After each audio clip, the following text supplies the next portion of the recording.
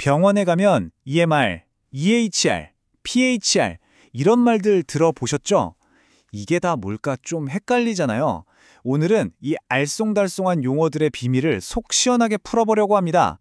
먼지 쌓인 캐비넷 속 종이 차트에 있던 내 건강 정보가 어떻게 바로 이 스마트폰 안으로 쏙 들어오게 됐는지 그 놀라운 여정, 지금부터 저랑 같이 한번 떠나보시죠.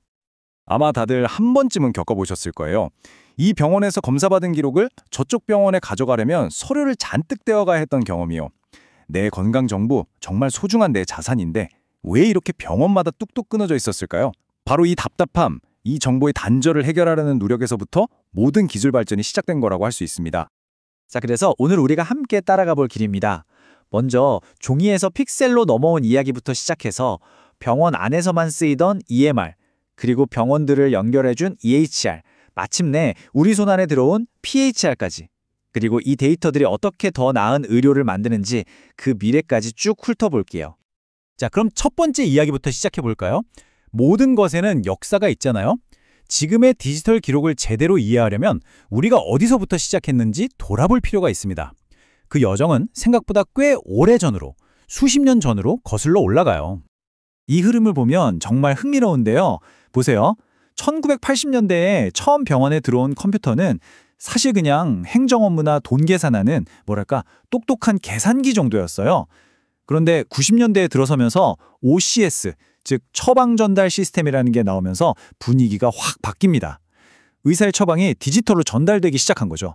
이게 바로 환자 진료의 핵심으로 기술이 들어온 아주 결정적인 전환점이었다고 할 수 있습니다.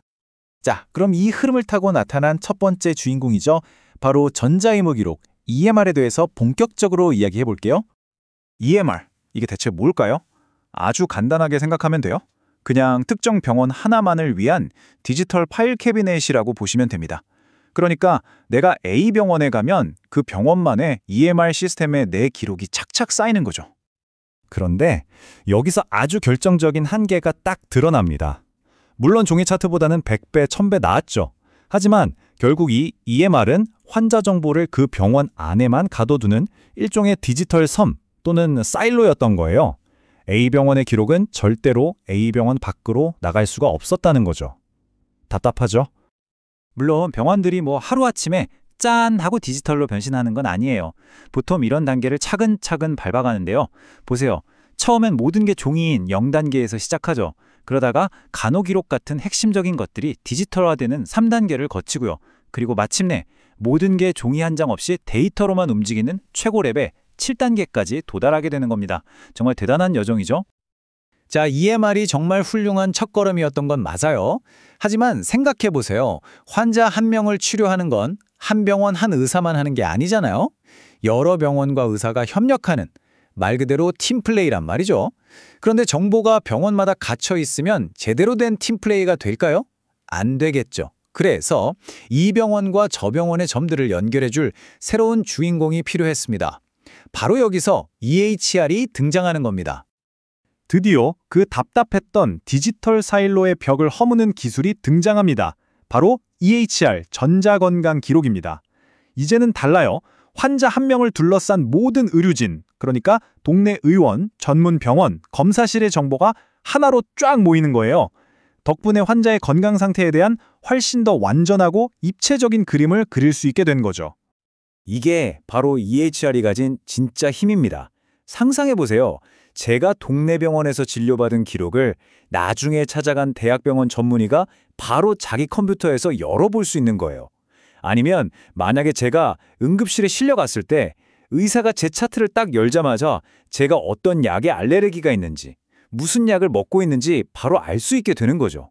이건 정말 생명을 살리는 정보 공유라고 할 수 있습니다. 자, EMR에서 EHH까지 정보의 흐름이 점점 넓어졌죠? 이제 마지막 단계, 가장 흥미로운 진화로 넘어가 볼 시간입니다. 바로 그 정보의 힘을 병원이나 의사가 아니라 환자, 바로 우리 손에 직접 쥐어지는 단계입니다. 여기서부터는 패러다임이 완전히 바뀝니다. 핵심은 바로 통제권의 이동이에요. PHR, 즉 개인 건강 기록은 더 이상 의사나 병원이 만들어주는 기록이 아닙니다. 내가 바로 나 자신이 주도적으로 수집하고 관리하고 통제하는 온전한 내 건강 이야기 그 자체가 되는 거죠. 병원 기록뿐만 아니라 내가 오늘 뭘 먹었는지, 운동은 얼마나 했는지 같은 정보까지 다 담을 수 있으니까요. 자, 그럼 지금까지의 이야기를 이 표로 한 번에 딱 정리해 볼까요? 정말 간단해요. 결국 누가 주인이냐의 이야기입니다.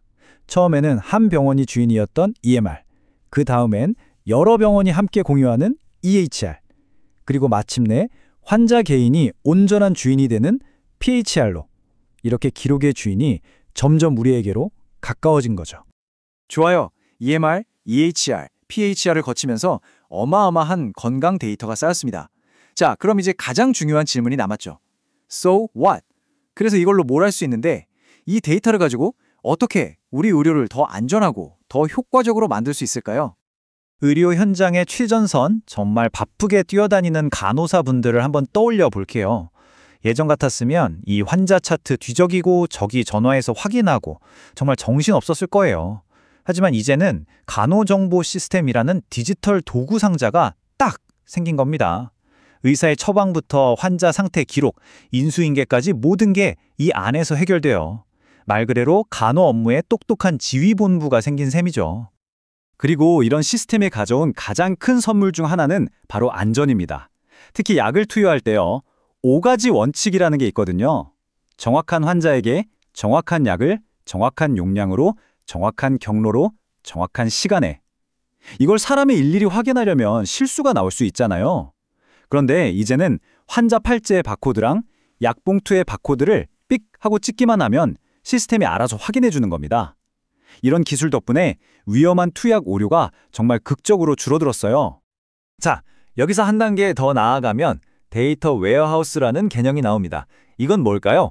병원에 쌓인 수많은 EMR 데이터를 그냥 한 곳에 모아놓은 거대한 의학 도서관이라고 생각하시면 쉬워요. 다만 이 도서관은 그냥 진료를 위해서가 아니라 연구를 위해 존재하는 공간입니다. 연구자들은 이 도서관에서 수십만 명의 환자 데이터를 분석해서 예전에는 발견하지 못했던 새로운 의학적 패턴이나 인사이트를 찾아내는 거죠. 그래서 이 거대한 의학 도서관으로 뭘 할 수 있냐고요? 바로 이런 놀라운 일을 할 수 있습니다. 실제로 한 병원에서 5만 6천 명의 기록을 싹 다 분석해봤어요. 그랬더니 아스피린을 계속 먹으면 소변에 피가 섞여 나올 위험이 커질까? 라는 질문에 아니, 그렇지 않다라는 답을 얻어낸 겁니다. 한두 명의 사례가 아니라 무려 5만 6천 명의 실제 데이터가 이걸 증명해 준 거죠. 정말 강력하죠? 간호 분야에서는 더 놀라운 결과도 있어요. 병원에서 환자가 넘어지는 낙상사고, 이거 정말 위험하거든요. 그런데 이 데이터를 분석해서 어떤 환자가 낙상 위험이 높은지 미리 예측하고 그 환자에게 딱 맞는 맞춤형 간호 계획을 적용했더니 어떻게 됐을까요? 그냥 표준적인 치료를 했을 때보다 낙상 발생률이 무려 10% 이상이나 뚝 떨어진 겁니다.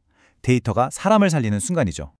자, 이렇게 종이 캐비넷에서 시작된 건강 기록 이야기는 이제 우리 각자의 손안까지 들어왔습니다. 과거에는 병원이 나에 대해 기록했지만 이제는 내가 직접 나의 건강 이야기를 써내려가는 시대로 바뀌고 있죠. 그렇다면 질문을 던져봅니다. 당신의 건강 이야기, 그 진짜 저자는 이제 누가 되어야 할까요? 병원일까요? 기술일까요? 아니면 바로 당신 자신일까요? 한 번쯤 생각해 보시면 좋겠습니다.